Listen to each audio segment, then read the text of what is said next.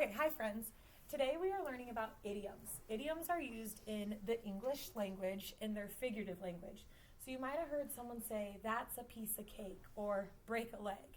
Figurative language means don't actually break a leg, but it means good luck. And they're used within the English language.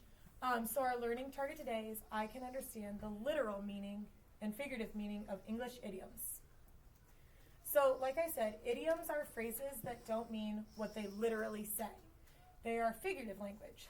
So, like I said, for example, you heard, that's a piece of cake.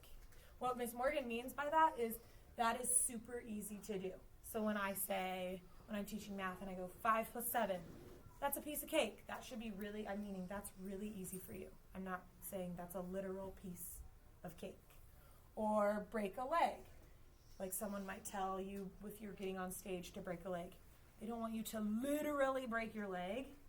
They're saying to have good luck or do a good job. So these are all throughout the English language. So within a passage in here, I think we read this on Monday. We might have done that with Miss Clark. In paragraph 2, right here, paragraph 2. It says, there's no doubt about it. So what do you guys think there's no doubt about it means? What would that mean? In this passage it says, there's no doubt about it though. Adjusting to a new country and culture is a challenge. Do you guys know what that might mean? I don't really know what that means. No? So what it means is that, sorry. What it means is there's like no question about it. It's like obvious that would be hard. So here's our example. That might make a little more sense. It says, Thursday comes after Tuesday. There's no doubt about it. There's no other way it could be. Does Thursday come after Tuesday? Yes. Yeah, and Thursday will never come before Tuesday. So there's no doubt about it. So let's try to think together of how we could complete this sentence frame. Something that there's no question about at all. What do you think we could put in front of that sentence frame? There's no doubt about it. I need to work. That we need to work? Yeah. Yeah, when you come to school, you need to work. There's no doubt about it. Or what about, you have to do chores. There's no doubt about it. What about how you have to treat people at recess? Respectfully. And there's no doubt about it. That one's a little challenging. Let's do an easier one that Miss Morgan might say a lot.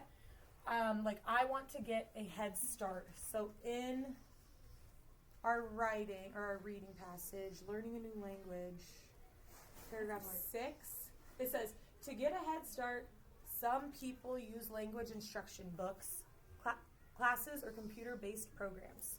What do you think to get a head start means? To like some people get like start. So like, Start before what do you think? Start before, or maybe like if they're moving to a different country, they can get a head start from starting to learn the language before they get there. Yeah. So what means when you say to get a head start, it means to get ahead of it before it gets to become like too much. Mm-hmm. So for example, I want to get a head start on my homework. That means you might start it before school even ends because you want to get ahead of doing something. You want to make sure it gets done. So what is something you might want to get a head start on? Think back to our chores. Would you want to get those done fast? Yeah. You'd want to get a head start on your chores so you can go outside and play. Yeah, and on your work. Mm-hmm. Yeah. What else you might want to get a head start on work? Or what about like when we come in from soft start? A head start on like saving for your Yeah, I love that. Yeah, I want to get a head start on my savings accounts. So then you have more money when you're older, right? Okay. For the next thing, what we're going to do is we have a partner activity. So you're going to do a sorting. I'm just going to have you two go together. I'll take these out of the way. You two go together and just stay right here. You're fine. And then the two of you go together. What you have on these sheets are 8 different idioms that are used in the English language. And you have the literal meaning and the figurative meaning.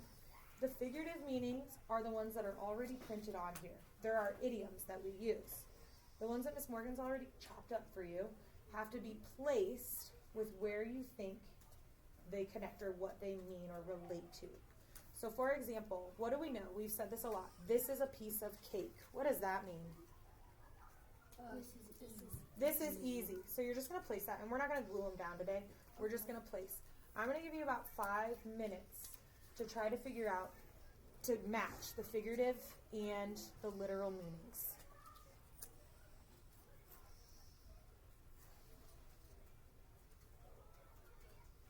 This costs an arm and a leg.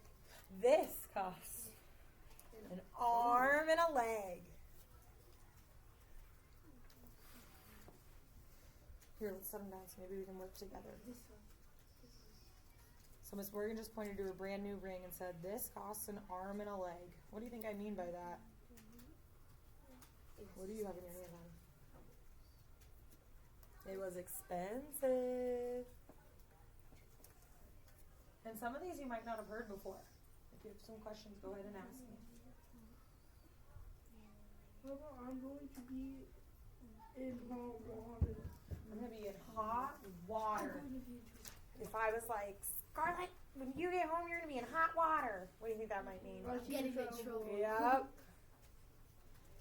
I'm going to. I think it's this one. Yeah, I guess it's not. No, let's try this. If Oh, this one. someone let the cat out of the bag when you guys found out I was engaged and I didn't want to tell you yet. Olivia let the cat out of the bag because she knew I was engaged before everyone else. This one. Is there one about a secret? Oh, we're missing. Are we missing one? Oh, yeah, secret.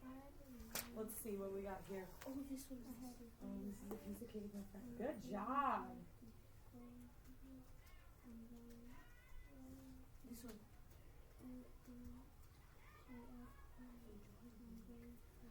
This one and this one. Switch. Let's see. So yeah, if I'm giving someone the cold shoulder, what I literally would be doing is like, well, my shoulder would be really cold and I'd be like, so what would I be doing, you think? I'm ignoring you. Sometimes I give one of our friends the cold shoulder when he's talking. What else do we have? What if I said, I'm all ears? I'm listening to everything you say. I'm listening to everything you say. I'm all ears. What's another one we never hear much? I'm going to take out today. What's yours, you said? I'm going to what? I'm all Pig ears. out. I'm going to pig out tonight on my favorite food, tacos. What does that mean? I'm going to eat everything. Yeah, I'm not going to be a literal pig, but I am going to eat A lot. like a lot. Awesome. Okay, good job, guys. You did really well. Okay, for this last bit, I've given you some sentence stems. I want you to write a sentence using any one of these sentence stems to create an idiom. So you can use blank was a piece of cake. Maybe this activity was a piece of cake. You could talk about whatever you think would cost an arm and a leg. I'm not going to literally chop off my arm and my leg, but it was really expensive. So maybe not Takis, because Takis aren't an arm and a leg. And then once you're done with that, you are free to go and thank you. Actually, I'll have you read them out loud when you're done. Do you need the pen? Just go grab one from the desk. I'll block you so you won't get seen on camera.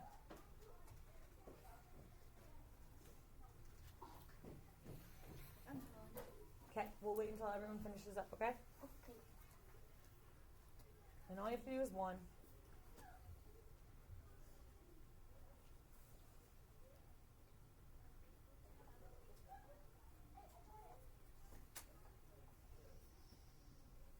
About 10 more seconds.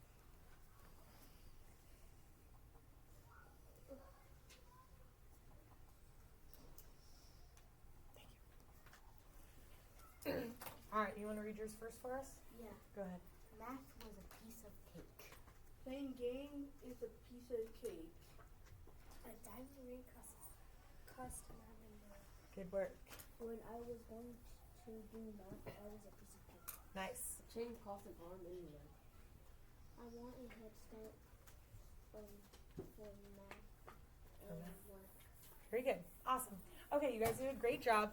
Reminder that idioms are not literal language. When we say break an arm and a leg, or break a leg, we don't literally mean that. What does break a leg mean? Good luck. Good luck. And they're using the English language, and they make learning English a little challenging, but you guys did great today.